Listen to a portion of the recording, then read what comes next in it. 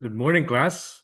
I would like to record our class last time so that you can access it for your review. Let me share you the lesson that we had last time.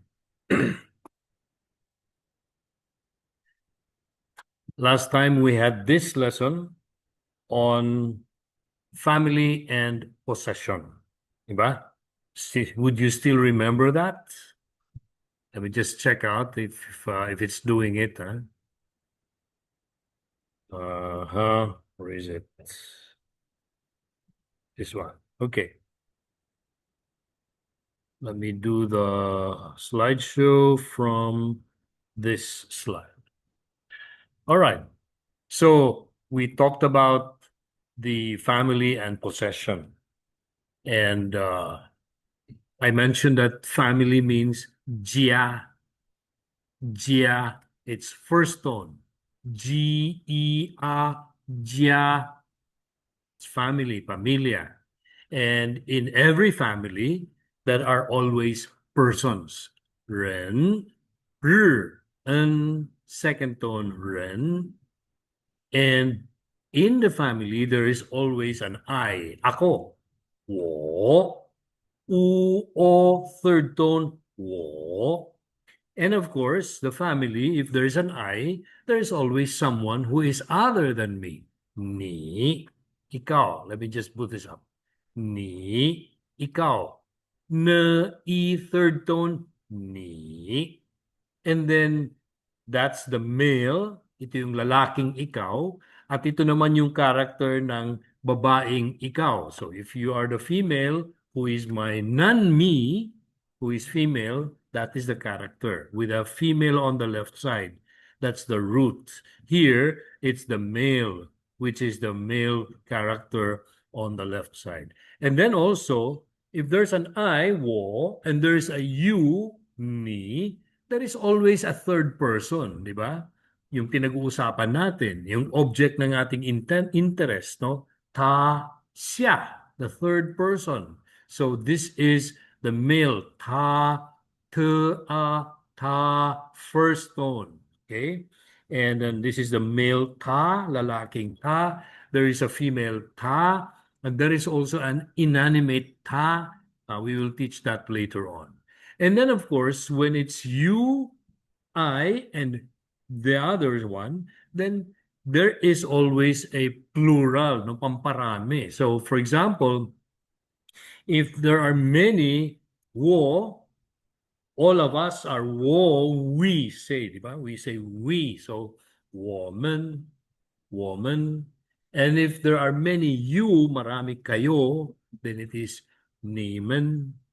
And then kung marami sila, then that is tamen. All right? So in the family, there is a jia. The family means jia, G-E-A. And in every family, there are always persons, ren. And then because in the family, there are persons, then there is someone who says, I, ako, wo. And then you, ikaw, ni. And then ta, siya. Diba? Now, if we are many, once there are many, then we say we. And when we say we, in Mandarin, we say woman. And then if there are many you, marami kayo, so we say nemen. And then kung marami sila, then tamen. All right? So, jia, ren, wo, ni, ta, woman, nemen, tamen. All right. What's next? Hey. Hey, what's next? Ito, okay, there you are. So, that is wo, woman, ni, nemen, ta, tamen. Diba? Next, let's go to possession. Uh, if you are a person, you definitely have a right, di ba? 2 years old, we all learn how to say, akin to, akin to, akin to, di ba? So when something is mine, in Mandarin, we put the suffix or an affix term de. So kung akin, 我的. Okay? 我的. Kung sa'yo, 你的. Kung kanya, 他的. Alright? So, kung kanyang, kung atin, then 我们的. Kung kanila, 你们的. Kung inyo pala, 你们的. Kung kanila, 他们的. Alright? So, the is an affix. This is a sound or a syllable which is affixed to something to indicate possession. So, if it is mine, akin, so 我的. If it is yours, then it is 你的. Kung kanya, 他的. If it is ours, 我们的. If it is yours, kayo marami, 你们的. Pero kung marami sila at pag-aari nila yon, then it is 他们的. Right. So you say, 我的家, my family. Pwede rin magsabing, 我们的家, kaming magkakapatid, di ba? Our family. 我们的家, 我的家kasi aking pamilya. And then kaming magkakapatid, we can say together, 我们的家. So in the family, there is a father, Baba. Baba. Baba is bo, a, fourth tone. Baba. Ang first na ba is fourth tone. Pero ang second na ba in Baba is neutral. Baba. They say the same bo, a, ba, but fourth tone. Ba. And then because the second tone is usually neutralized, simplified. Baba. All right? Or you also say 我有父亲. 我有父亲. And 父亲 here is fourth tone, fu. Chin is Qi-en, first tone. Chin, fu, chin, baba. Or fu, chin, 我有爸爸. I have a father. Meron akong tatay. Alright, next is, of course, sinong mapupunta dito sa mundo kung wala kang ina, di ba? So all of us have mothers. We came from our mothers. So we can say, 我有妈妈, meron akong ina. Kaming magkakapatid, meron kaming ina. 我们有妈妈, di ba? So you can also say, 你们的妈妈, 你的妈妈, your mother, di ba? Or his mother, 他的妈妈, di ba? 他有妈妈, 你有妈妈, 我有妈妈, 我们有妈妈, 你们有妈妈, 他们有妈妈, di ba? And mama also is 母亲. So mama is mo, first tone, ma, pero yung second na ma is neutralized. Mama. And then mama equals 母亲, mo, third tone, mu. And then of course the same chin as in the father is chi-en, chin. So mother is 母亲. Ano nga pala ang father? 父亲, correct. And mother, 母亲, tama. And ano pa yung other word for 父亲?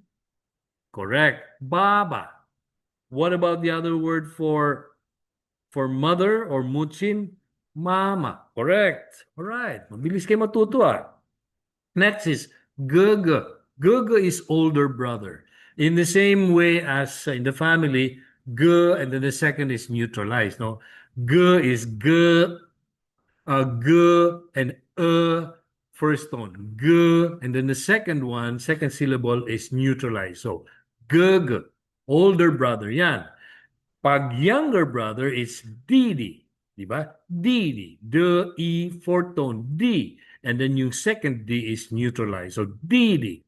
Now, put together is Xiongdi. Xiong is older and Di, of course, is younger. So if I have brothers, I can say 我有哥哥,我有弟弟,我们有兄弟. Meron kaming mga kapatid na lalaki, di ba? Now, for girls, I have sisters. The older one we say 姐姐, 姐姐, G-E-A, third tone, 姐. But since it's 姐姐, the second syllable, 姐, is neutral. So it's 姐姐, that's older sister.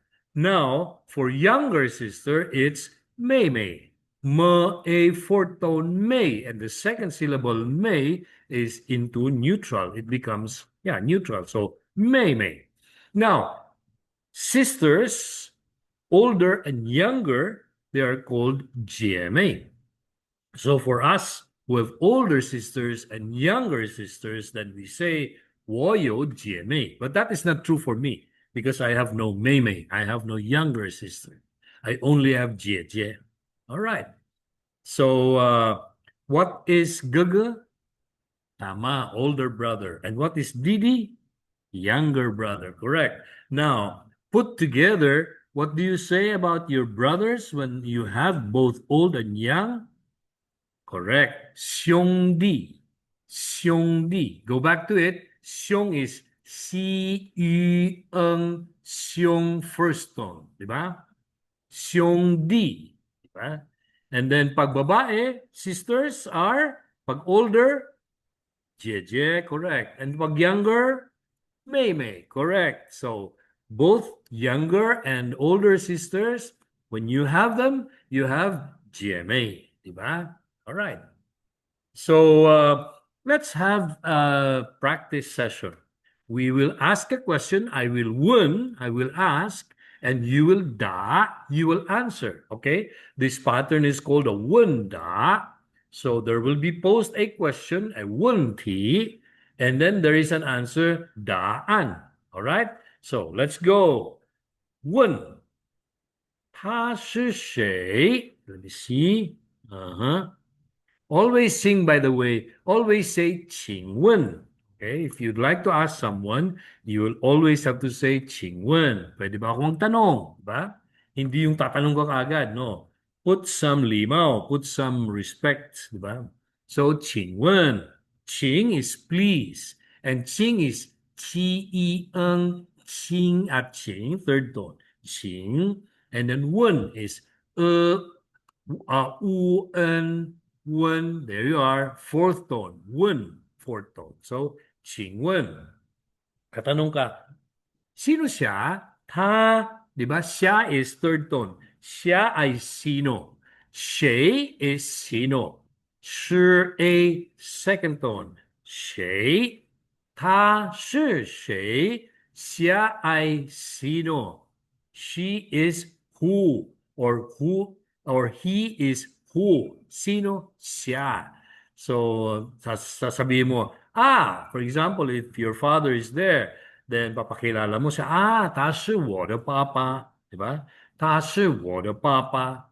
So, may I ask you to use the same formula for example, kasama mo mama mo, and then your friend will ask you, 请问他是你的他是谁? Sino siya? Siya ay sino? 他是我的妈妈. Siya ay ina ko.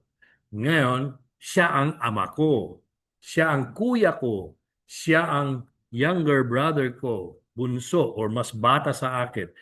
Siya yung ate ko. Siya yung mas bata sa akin na kapatid kong babae. Di ba? Alright, so yan na muna ang ating lesson for today. And I hope you will learn this lesson and practice this. We will have a dialogue when we come back for class. Alright, be ready for that. Bye-bye. See you in the next lesson.